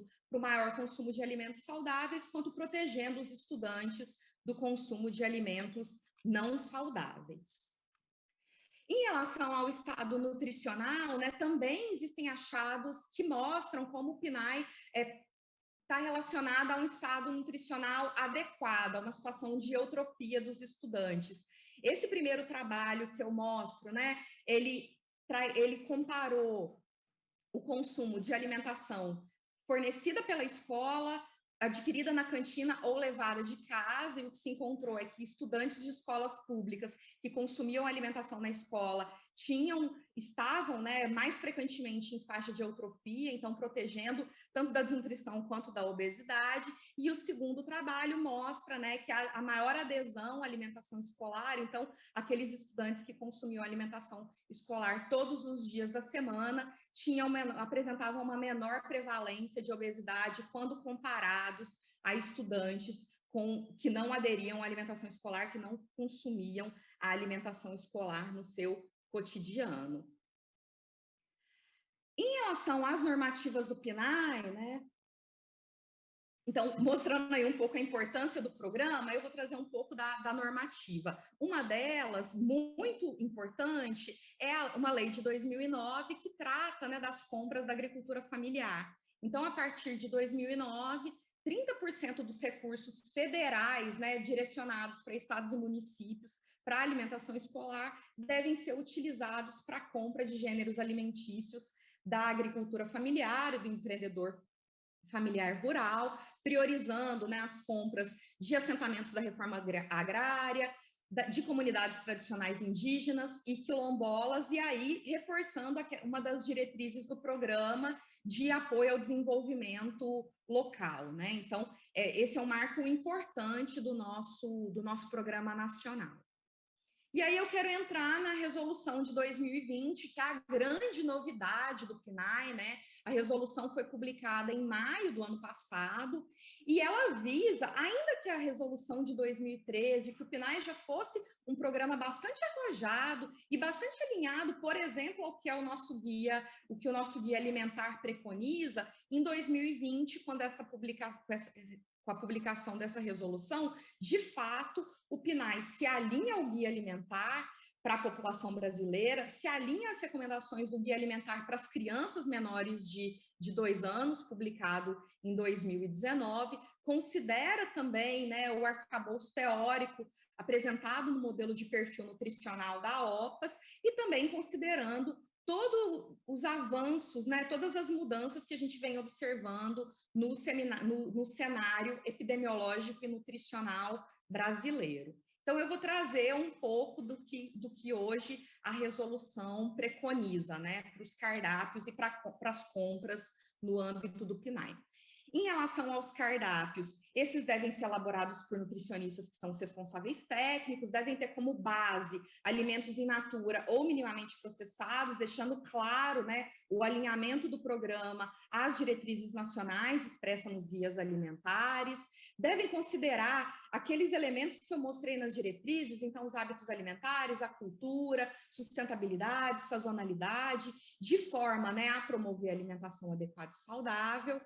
Os cardápios, eles devem atender de 20% a 70% das necessidades nutricionais em relação à energia e macronutrientes, pensando, né, no período da escola e na modalidade em que esses estudantes estão, né, o período que eles passam na escola. Então, boa parte dos estudantes brasileiros passa apenas meio período na escola, e por isso essas diferenças de aporte nutricional coberto, né? E aí, enfim, a parte interessante, né? Pensar em recomendações que, de fato, dialoguem com o guia e falem prioritariamente de alimentos. Ainda que a recomendação de macronutrientes tenha sido mantida, e no caso das creches, para alguns micronutrientes, essa nova resolução tenta, né, dialogar com a abordagem baseada em alimentos e no processamento de alimentos, aí mostrando seu alinhamento com o guia, né? Então, uma das recomendações trata da oferta de frutas e hortaliças nos cardápios. Então, qual é, né, a quantidade mínima que deve ser oferecida semanalmente e o número de alimentos que devem ser fornecidos para esse grupo de alimentos, dado que esse é um grupo muito importante para a qualidade da alimentação. Pensando que o aporte de alguns micronutrientes é muito importante, e o ferro e a vitamina A são alguns desses nutrientes, mas que se a gente pensa, né, em métricas, né, em recomendações expressas em valores de micronutrientes, isso talvez seja difícil de alcançar, mas mais que isso seria muito difícil de monitorar do ponto de vista do controle social, e o controle social é uma das diretrizes do PNAE. Então, trazer a abordagem da oferta de alimentos fonte é uma inovação dessa resolução, né? Então, em relação ao ferro, a resolução fala sobre isso, quantos alimentos que deveriam ser fornecidos como fontes de ferro M ou não M por semana, e no caso do fornecimento de alimentos fontes de ferro não M, a combinação, né, com fontes de vitamina C, avançando então na abordagem da proposição das recomendações, e o mesmo para a vitamina A, né? Então, quantos dias na semana os cardápios devem prever a oferta de alimentos fontes de vitamina A. A variedade e a diversidade também são elementos importantes, e elas dialogam também com o aporte de micronutrientes sem trazer os valores de micronutrientes, mais uma vez reforçando como isso é importante para o acompanhamento da qualidade da alimentação, para o controle social. Então, essa é uma abordagem. O programa também restringe nos cardápios, né, a oferta de alguns alimentos, né, alguns alimentos processados ou ultraprocessados. Esses são os alimentos com limite de oferta mensal ou semanal, a depender, né, da escola ser de período parcial ou integral. E a proibição de uma série de alimentos ultraprocessados, aí, mais uma vez, reforçando o alinhamento do programa ao nosso guia alimentar. Finalmente, uma das grandes inovações é pensar, né, no uso dos recursos financeiros. Então, como que os recursos financeiros devem ser distribuídos em relação aos grupos de alimentos? Então, a resolução aponta que no mínimo 75% dos recursos devem ser utilizados para a compra de alimentos in natura ou minimamente processados, 20%, no máximo 20% para a compra de processados e ultraprocessados, e 5% de ingredientes culinários que vão ser fundamentais para viabilizar o preparo das refeições. Bem, no momento da proposição dessas recomendações, o FNDE criou alguns grupos de trabalho. Um deles, né, pôde analisar, a partir de dados da prestação de contas de alguns municípios, como que seria viável essa recomendação e como isso se relacionaria, né, com as recomendações nutricionais, com a questão da participação calórica, né, energética de alimentos ultraprocessados, e a gente encontrou, de fato, uma convergência entre essa abordagem financeira e a abordagem nutricional, e encontrou que pelo menos 25% dos municípios analisados já estavam alinhados a essa proposição, mostrando aí a factibilidade dessas recomendações, que também é um elemento importante quando a gente pensa em política pública. Entrando em cantinas escolares, para quase terminar, bem, a gente tem dados também da Pense que mostram, né, como a presença de cantinas em escolas e essas cantinas comercializando alimentos não saudáveis, como isso está relacionado ao maior consumo desses alimentos. Então, sinalizando como é importante regular, né, o que se comercializa nas cantinas escolares. O IDEC, alguns anos atrás, fez uma publicação mapeando, né, o que a gente já tinha de normativas de dispositivos legais no âmbito dos municípios e estados brasileiros. A gente já tinha alguns, a gente não tem nenhuma normativa nacional sobre cantinas escolares.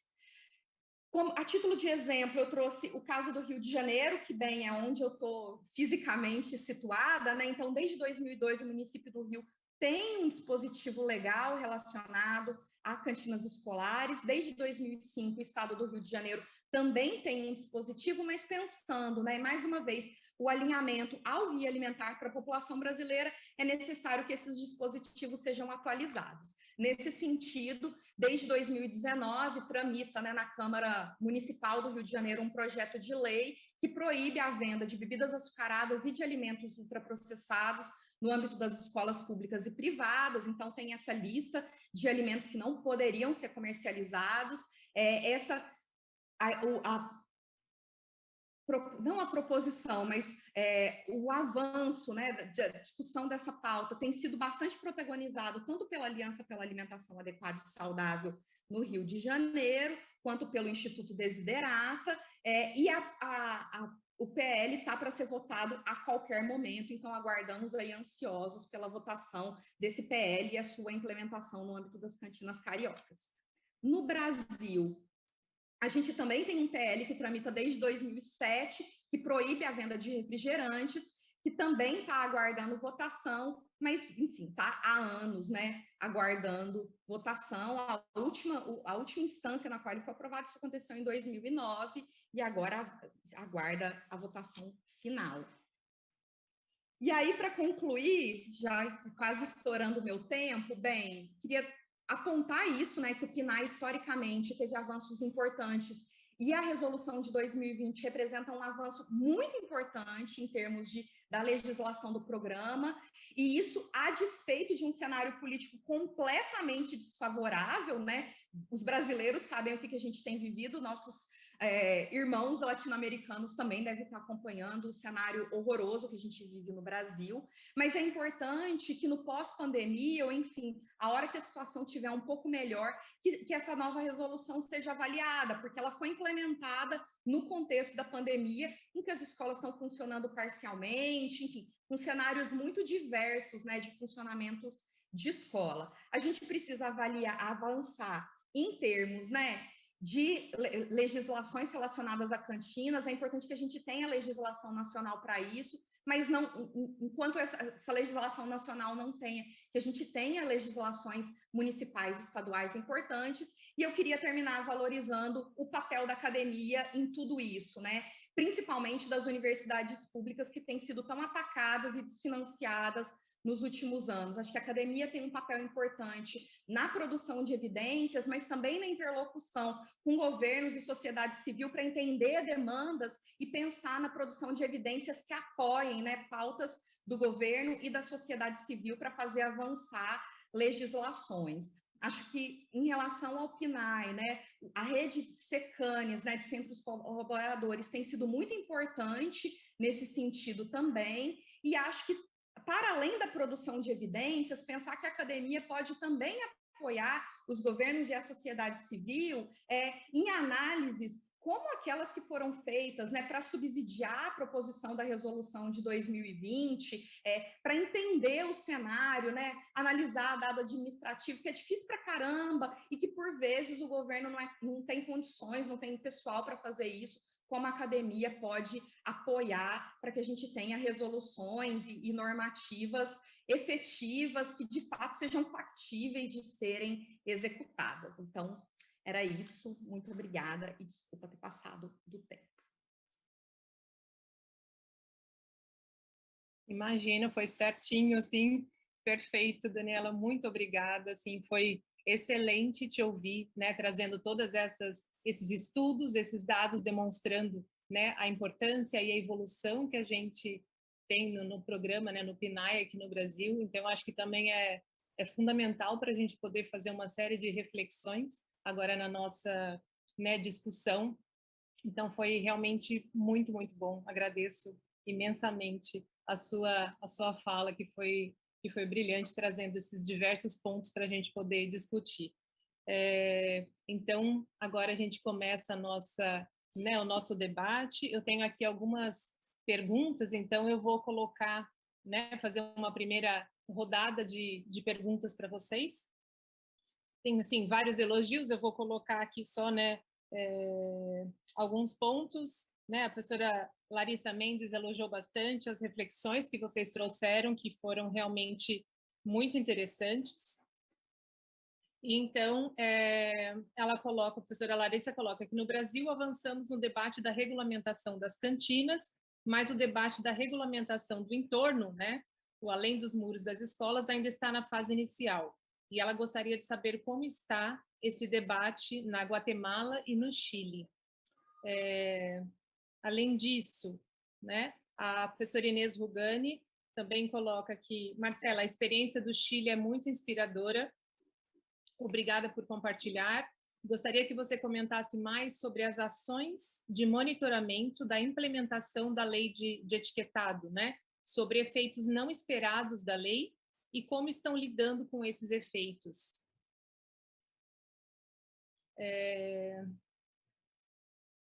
Né? Além disso, a professora Inês ainda pergunta para a Fernanda e para a Marcela se poderiam comentar as estratégias de articulação entre a promoção da alimentação saudável com o currículo, pois muitas vezes as atividades acontecem de forma pontual, né, não cotidiana, e com uma abordagem restrita à perspectiva biológica e nutricional da alimentação. Então, ela pergunta, vocês observam avanços na perspectiva de uma abordagem multidimensional da alimentação, de atividades mais cotidianas e articuladas com as diferentes disciplinas do currículo, e não somente biologia? Então, essas são as perguntas iniciais, que a gente pode fazer a primeira rodada, né? Então, elogios a todas as falas, e eu gostaria de complementar também, né, para a Daniela, que assim, a gente vê com os dados que você apresentou, que a gente consegue internamente, né, a gente tem uma grande evolução em relação à qualidade da alimentação e à melhoria dos indicadores de saúde, né, das crianças. No entanto, a gente vê com os dados que você trouxe que o entorno, né, escolar no Brasil ainda é um grande problema. Então, como que você vê que a gente poderia, de repente, tratar isso, né, vendo até mesmo o exemplo que a Fernanda nos trouxe com a questão das evidências de entornos, se talvez pudesse ser aplicado alguma coisa aqui para o Brasil. Então, eu vou fazer essa primeira rodada, passo para vocês, e depois a gente continua a sequência com outras perguntas. Muito obrigada.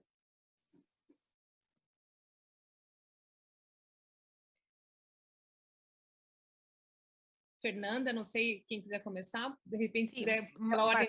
Marcela, la primera parte de la primera pregunta que iba hacia Marcela y hacia mí no tenía traducción. ¿Me la puedes repetir? Ahora ya tengo la traductora acá.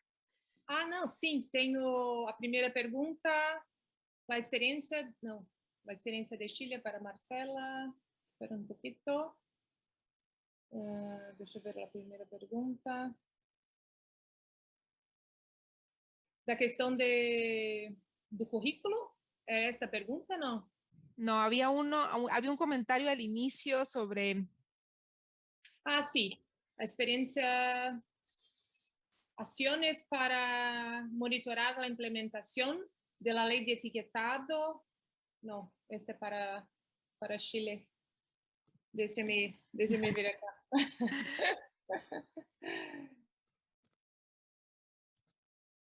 Era algo sobre qué pasaba en Guatemala en comparación con lo que estaba haciendo Chile y Brasil, pero no recuerdo exactamente en qué componente. Sí.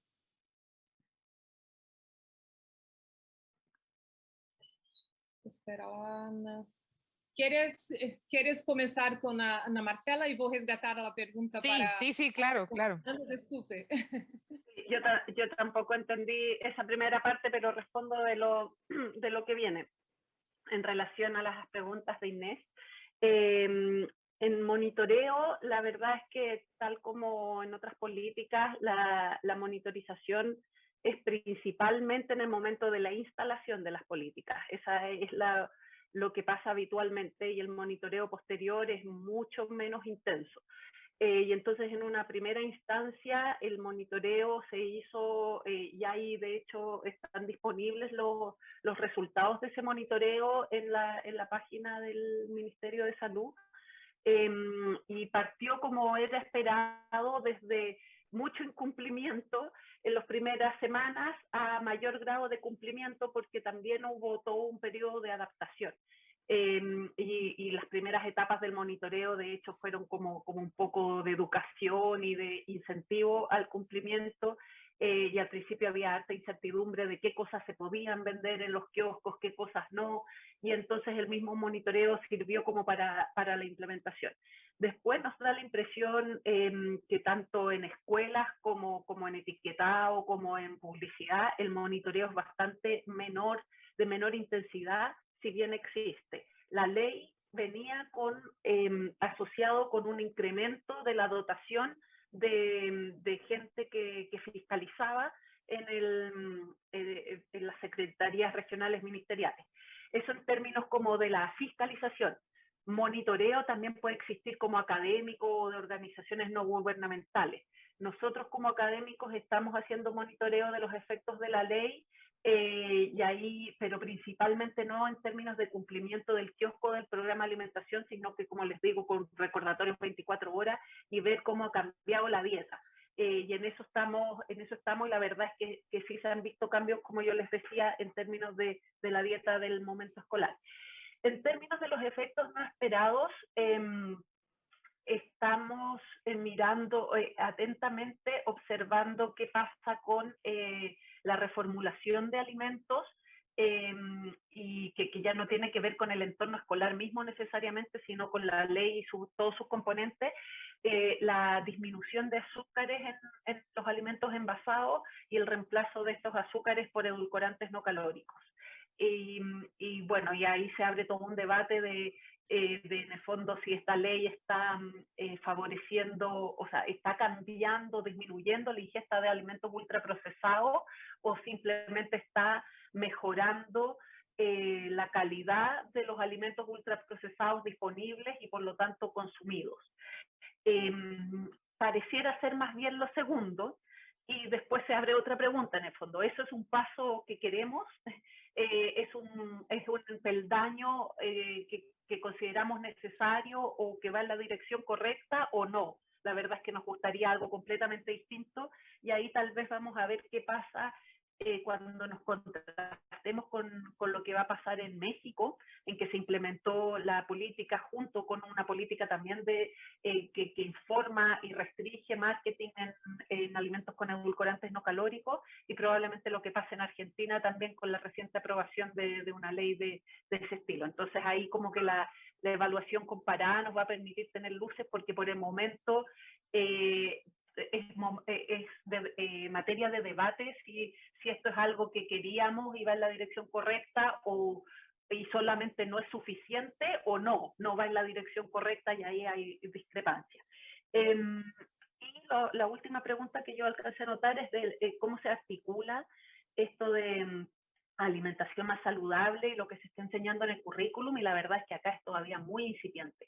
La ley de etiquetado decía que se tenía que implementar también en el currículum clases de cocina, clases de educación nutricional, y no solo en lo biológico, sino que también en otras áreas, y la verdad es que en eso estamos al debe. Se está haciendo un intento de nuevo en esto de las escuelas más saludables, pero no es mandatorio, es solo incentivando las escuelas que se comprometan con eso, y es más bien como casos excepcionales por el momento que una política implementada de forma coherente, como con clases de cocina o no sé, economía alimentaria, cómo planificar y todas esas cosas. No, eso todavía es fantasía. Muitas graças, Marcela. Fernanda, encontrei aqui, o pessoal me ajudou a encontrar a pergunta. Então, no Brasil, né, nós avançamos no debate de regulamentação das cantinas, mas o debate da regulamentação do entorno, né, escolar, o que está além do muro das escolas, ainda está muito inicial. Então, a professora Larissa tinha perguntado como que está esse debate, tanto na Guatemala como no Chile, né, essa questão de alguma regulamentação do entorno das escolas. Daí eu até colocaria, né, se tem alguma diferença também e alguma tentativa para a questão das escolas públicas e privadas também, né, porque às vezes consegue-se para um nicho e não para outro. Sí, gracias por la pregunta. Voy a contestarlo desde la perspectiva de la revisión sistemática que realizamos y luego la perspectiva nacional. No encontramos nada en Latinoamérica sobre regulaciones o debates o cualquier marco regulatorio para Latinoamérica y Caribe en cuanto a regulación de ambiente alimentario alrededor de las escuelas. Entonces, esto es algo que está iniciando, y qué bien que está iniciando en algunos países. Realmente apenas en América Latina y el Caribe apenas y hemos logrado en algunos países regular el ambiente adentro, pero la gran mayoría de países, como yo les mostré, no tienen marcos regulatorios para regular ambientes alimentarios dentro de las escuelas. La gran mayoría de países no tienen ni siquiera 1 o 2 componentes efectivos para prevenir sobrepeso y obesidad. Así que hasta el momento hablar de regulaciones fuera de las escuelas básicamente es una utopía para la gran mayoría de países latinoamericanos. Es el caso de Guatemala, por ejemplo. No hemos ni siquiera llegado a regular lo que se vende adentro de las escuelas, mucho menos afuera. Y esa es la gran realidad para la gran mayoría de países. Diferente, por ejemplo, me parece excelente que Brasil ya lo esté haciendo. Está haciéndose en algunos países. Nueva Zelanda tiene algunas regulaciones, Corea del Sur, países de ingresos altos, pero realmente Latinoamérica y Caribe aún estamos empezando, realmente, esto está empezando a regularse adentro de las escuelas. Muchas gracias. En el caso de Chile... Sí, por favor, Marcela. Sí, en el caso de Chile, como yo les comentaba, la ley no... O sea, el proyecto de ley sí consideraba 100 metros a la redonda de las escuelas, pero eso se perdió dentro del debate parlamentario, y la verdad es que es una de las cosas que yo levantaba como una necesidad de fortalecer esa política. Tenemos casos en que se saben que los kioscos que están afuera pasan a través de la reja, la venta de alimentos hacían un tráfico de snack, y hay entonces solo cosas como algunos barrios, algunos alcaldes de algunas comunas que han hecho una política adicional de que no puede haber alrededor de las escuelas esta venta, pero no es parte de la política y es un gran pendiente. Y también, como yo cerraba en los desafíos, no es solo el único pendiente, ese es alrededor de las escuelas, pero también si el niño sale de la escuela, más allá que 100 metros a la redonda esté protegido, y después 200 metros más allá son más baratos, no hay, o distintas cosas que pasan en relación a ambientes alimentarios, como que se descompensa. En el fondo, parte de nuestros resultados, yo les decía que está siendo muy efectivo en términos dietarios adentro del ámbito escolar, y después se compensa con una ingesta peor, tal vez en algunos casos, a la que era antes. Entonces, necesitamos políticas coherentes que vayan todas en la misma dirección, porque en el fondo el ambiente alimentario pro-obesogénico es tan intenso que el contrarrestarlo solo en un grupo, en un ambiente cerrado, no va a ser suficiente. Entonces, como que creo que ese desafío también, materia de debate, si mejor implementamos pocas políticas menos profundas, bien coherentes, o varios aristas de los ambientes alimentarios, y en un ambiente reducido y muy profundo también la comparación o la evaluación comparada entre países nos podría dar luces de qué será mejor. Muito obrigada, Marcela. Daniela, para complementar até aquela pergunta que eu havia feito anteriormente, chegou uma pergunta para você e depois eu volto para elas poderem complementar outras coisas. Na sua visão, quais as principais dificuldades, né, desafios na implementação, então, de medidas regulatórias sobre o ambiente alimentar escolar, principalmente em relação ao entorno? Pois é difícil, né? Se a gente tem dificuldade de conseguir implementar medidas para as cantinas, né, que estão dentro da escola, de fora é mais complexo ainda. E acho que esse é um ponto, né, de pensar em ações convergentes, porque se regula a cantina dentro da escola, mas não regula o entorno, é isso que a Marcela falou, né? Você pode colocar o que está sendo vendido fora passa pela grade, né? E a gente, de fato, observa isso em alguns cenários. Talvez a gente tenha que pensar de forma mais ampliada e pensar da saúde urbana, né? Pensar na organização das cidades, pensar em política de zoneamento. Eu fico um pouco receosa dessa discussão nesse momento que a gente vive, de aumento do desemprego no Brasil, de empobrecimento da população, de maior parcela da população no mercado informal de trabalho. Acho que a gente está aí se movendo na pandemia, com algum retorno para as escolas, eu chutaria que é possível que a informalidade aumente e que a venda no entorno das escolas de ambulantes talvez aumente como estratégia de sobrevivência, né, das pessoas. E aí pensar o que poderia ser comercializado, o que seria razoável. Aqui no Rio, por exemplo, é comum ter banca de fruta. Isso seria razoável para na escola, na porta das escolas, né? Então, pensar políticas, ações convergentes, que pensem o dentro e o fora da escola, mas que também não ignorem o perfil de emprego, né, e condições de vida da nossa população. Eu acho que isso faz o cenário ficar mais desafiador ainda. Então, acho que a gente tem muito desafio e muita dificuldade para, de fato, conseguir colocar isso na rua, né?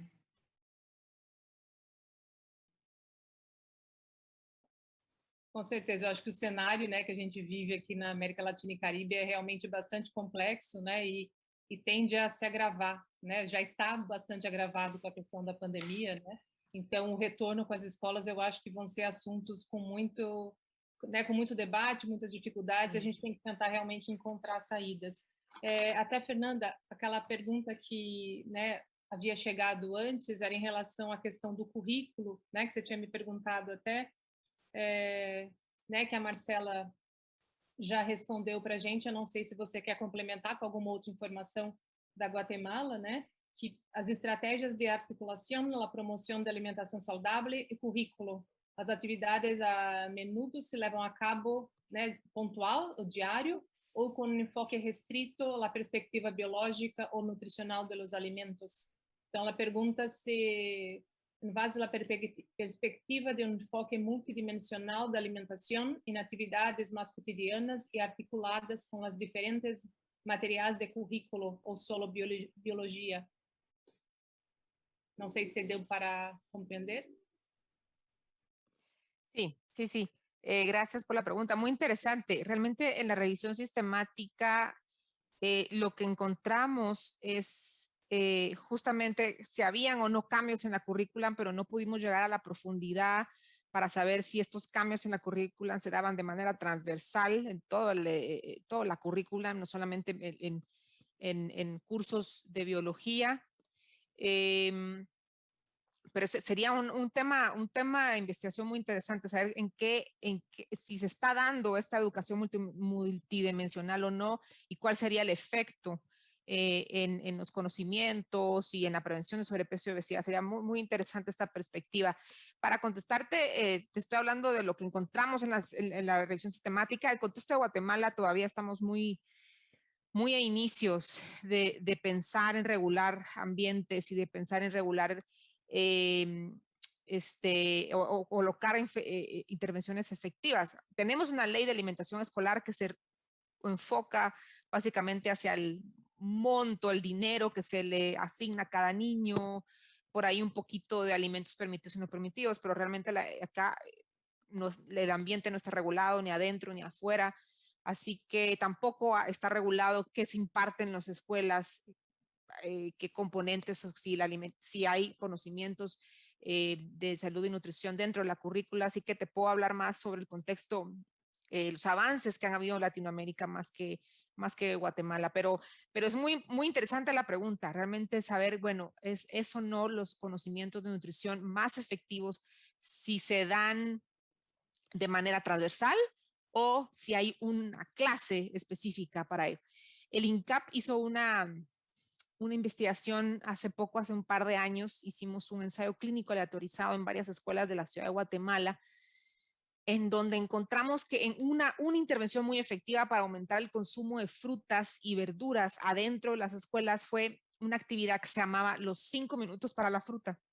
Y era que se le pedía a todos los niños que trajeran fruta de su casa.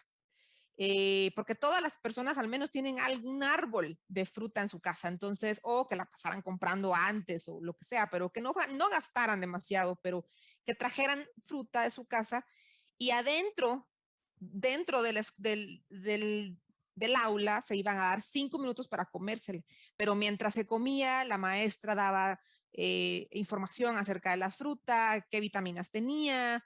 Una semana les pedía un banano, otra semana les pedía, no sé, una manzana, y se aprovechaba ese tiempo para hablar de la fruta. Entonces era un tiempo específico, un espacio protegido para comer fruta dentro del aula.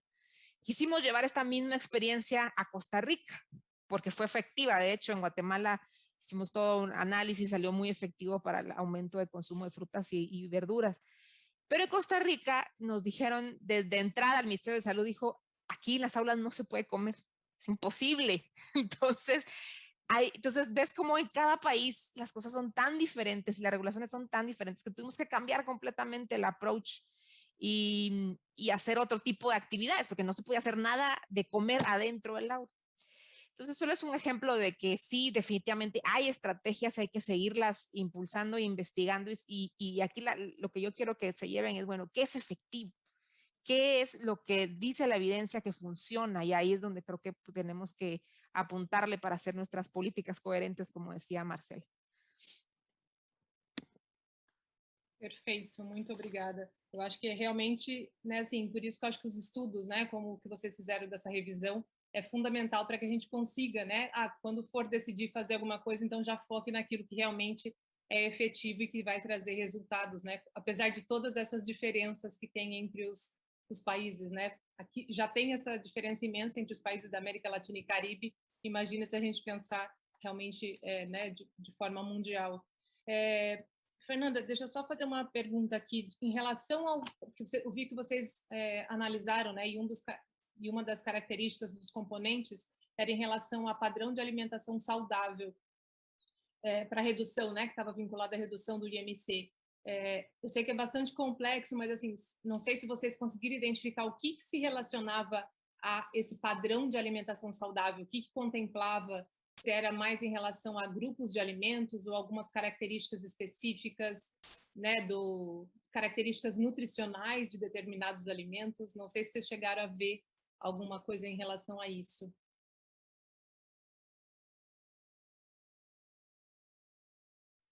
Si entiendo bien la pregunta, es qué características de la alimentación hicieron que hubiera una reducción del sobrepeso y de la obesidad en estos estudios.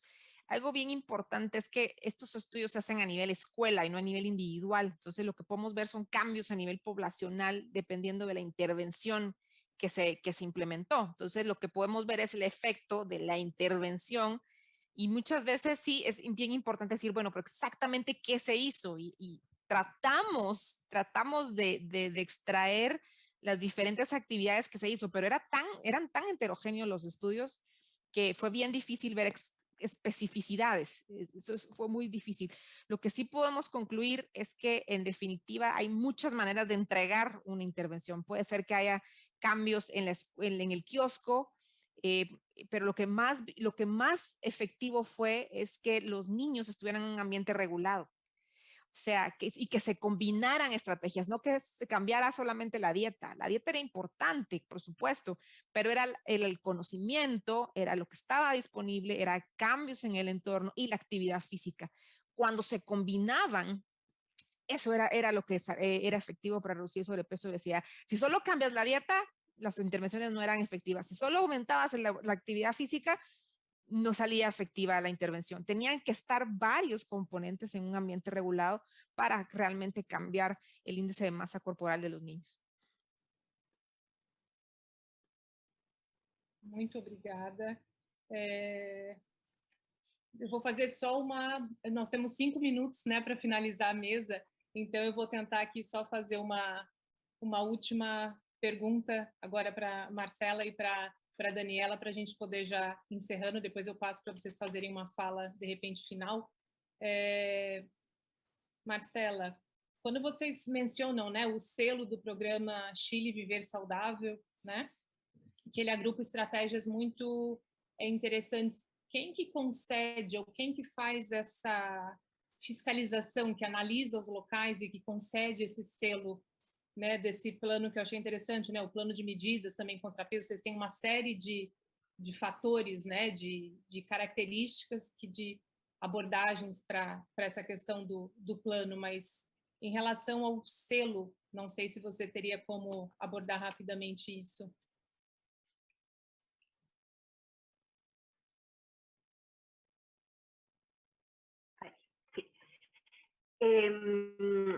Bueno, Elige Vivir Sano es un programa que es, es multisectorial, o sea, no está solo dedicado acá a las escuelas, y lo tiene en o lo regula, lo administra y lo mantiene en el fondo y tiene los recursos el Ministerio de Desarrollo Social, lo que ya es bastante llamativo dentro de nosotros y bien aceptado en el fondo, que sale de salud y por lo mismo puede articular de mejor manera medidas que se toman en salud, con educación y con cosas, es más multisectorial. El plan y este sello para las escuelas se implementó o se lanzó justo antes de la pandemia. Y la verdad es que entonces la idea, o sea, quedó como una cosa bien voluntaria, en que, como ustedes vieron, yo una imagen que decía postula acá, o sea, cada uno tiene que postular si quiere obtener el sello, y la idea era hacer una cosa como más proactiva y fomentar que las escuelas participaran, pero la pandemia y el cierre de las escuelas disminuyó bastante la capacidad de hacer eso. Entonces, por eso uno de los desafíos ahora es ver qué pasa con la apertura de escuelas y ver si ese plan puede ser, si bien no obligatorio, muy, no sé, como muy promovido desde la autoridad para que todas las escuelas adhieran a ella, o la mayoría de las escuelas. Pero por mientras está en manos del Ministerio de Desarrollo Social, pero de una manera, como les digo, muy así optativa, y el gran desafío es hacerlo como activo y que las escuelas quieran unirse. Certo, muito obrigada. Daniela, tem aqui uma pergunta que eu acho que é bem interessante para, de repente, você responder, da Cláudia Lima, né? Ela falou: quais estratégias para gestores, professores e prestadores de serviço nos ambientes escolares, né? Como que esses atores podem ser multiplicadores de conhecimento nesses ambientes? E que talvez outro ponto, né, para a estratégia de sobrevivência da informalidade, pode surgir mais uma fonte, que seriam os alunos trazendo produtos para comercializar e ajudar na renda familiar, ou até mesmo também de produtores, né? Enfim, familiares, alguma coisa nesse sentido. E o que você vê de possibilidade de implementação, né, que pudesse ser mais efetivo para o Brasil nessa perspectiva que a gente tem hoje? Bom, eu acho que é importante que a gente tenha atividades de formação mesmo, de sensibilização específicas, né, para cada um desses segmentos. Então, como que a gente sensibiliza os diretores, os coordenadores das escolas, como que a gente trabalha com os professores, como que a gente trabalha com os outros atores sociais que estão ali no cotidiano da escola, né? Que estratégias são mais interessantes? Acho que talvez a gente consiga pensar isso em nível local e de acordo com as características das escolas. Existem iniciativas nesse sentido, né? A FIAN está fazendo atividade de formação para estudante, para responsáveis, que também são super importantes e fazem parte do controle social, né? Para sensibilizar sobre o que é o PNAE, o que é alimentação saudável, o que é o direito humano à alimentação adequada e saudável, para que também esses atores sociais consigam cobrar, né, e pressionar para que tenha um ambiente alimentar mais saudável. Então, acho que são múltiplas as possibilidades de pensar nos diferentes contextos e para os diferentes atores, quais as melhores atividades de formação e de sensibilização para começar a enxergar, né, ou para qualificar o olhar para pensar na melhoria do ambiente alimentar escolar. Acho que a coisa das estratégias de sobrevivência para as escolas e para o país, né? Acho que a gente vai precisar estudar isso, porque acho que as pessoas estão fazendo, elas estão se virando, e faz quentinha, e faz marmita, enfim, tem coisas acontecendo que a gente não sabe, ou não sabe de forma sistemática e pensada, né, cientificamente, e acho que isso vai ser importante porque a gente está num cenário difícil e vai levar um tempo para a gente sair desse cenário difícil e a gente conhecer a realidade, tentar apoiar a população para qualificar essas estratégias. Isso pode ser muito importante para aí uma retomada de um país decente, né, e que de fato cuida da sua população e pensa nos seus trabalhadores e nas condições de vida de maneira geral das pessoas, né? Acho que a academia tem uma tarefa importante de tentar pensar que perguntas de pesquisa, como que operacionaliza essas perguntas de pesquisa para a gente entender um pouco dessas estratégias que vêm sendo praticadas e pensar em como a gente pode apoiar as pessoas para qualificar essas estratégias, seja na escola, seja no contexto das cidades, né? Acho que a gente tem uma tarefa importante aí, junto com a sociedade civil. Perfeito, Daniela, muito obrigada. Nossa responsabilidade social, né, unida à nossa responsabilidade técnica, científica, eu acho que realmente é fundamental no momento que a gente está vivendo no nosso país e na realidade que a gente tem enfrentado, né, esses desafios. Bem, nós chegamos ali, já ultrapassamos um pouquinho o tempo, eu não sei se alguém quer fazer assim, uma fala, tipo uma frase assim final de encerramento, que daí eu passo para vocês rodarem rapidamente para eu poder agradecer. Não sei se vocês querem comentar alguma coisa. Fernanda, Marcela ou Daniela? Não? Queria fazer um comentário rapidinho, assim, acho que a mesa foi super rica, né? É muito bacana a gente ver coisas que têm acontecido em outros países, como os dados que a Fernanda traz, o Chile, né, que é um sonho, né, assim, a gente fica sempre muito empolgado quando ouve Marcela, Camila, enfim, outros pesquisadores do Chile trazerem a experiência deles, acho que é muito inspiradora e acho que como a América Latina tem feito coisas interessantes, né, há que avançar, acho que a gente precisa ir em frente nessa agenda, mas acho que a América Latina, de fato, tem experiências interessantes que merecem ser valorizadas e que é importante que a academia está junto, né, com as escolas, com o governo, para pensar e produzir evidências científicas para poder apoiar aí o avanço da agenda, né? Então, acho que é uma alegria ver o que tem sido produzido no âmbito da nossa região. Não, acho que foi fundamental, foi uma mesa muito rica, né, muito construtiva, eu acho que dá muitas ideias para a gente de perspectivas, né, futuras de pesquisas, é muito bom a gente poder ver a realidade, né, o que é feito nos outros países, o que realmente dá certo, exemplos muito interessantes, né, que vocês trouxeram, então eu acho que a gente tem muito ainda a caminhar, eu acho que a gente já, né, não está mais na situação que a gente esteve algumas décadas atrás, mas eu acho que a gente ainda tem um longo caminho pela frente, e a questão agora vai ser traçar, né, as prioridades, o que a gente pode para não tentar, né, sair para tantas frentes, mas assim, o que realmente é o fundamental agora e mais efetivo para que a gente possa focar, né, e adequado à realidade de cada país.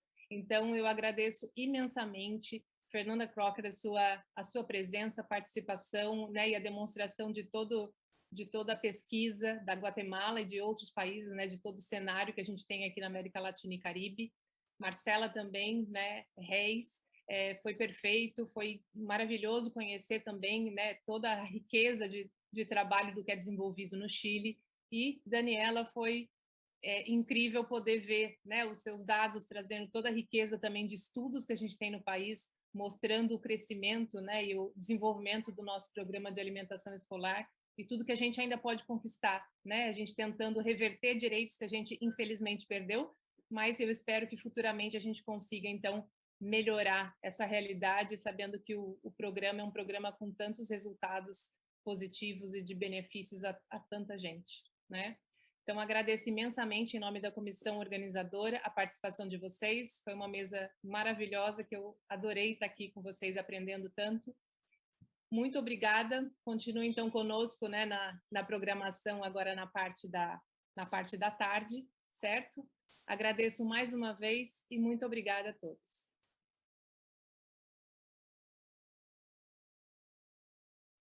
Gracias. Tchau. Gracias. Tchau, gente. Muito obrigada.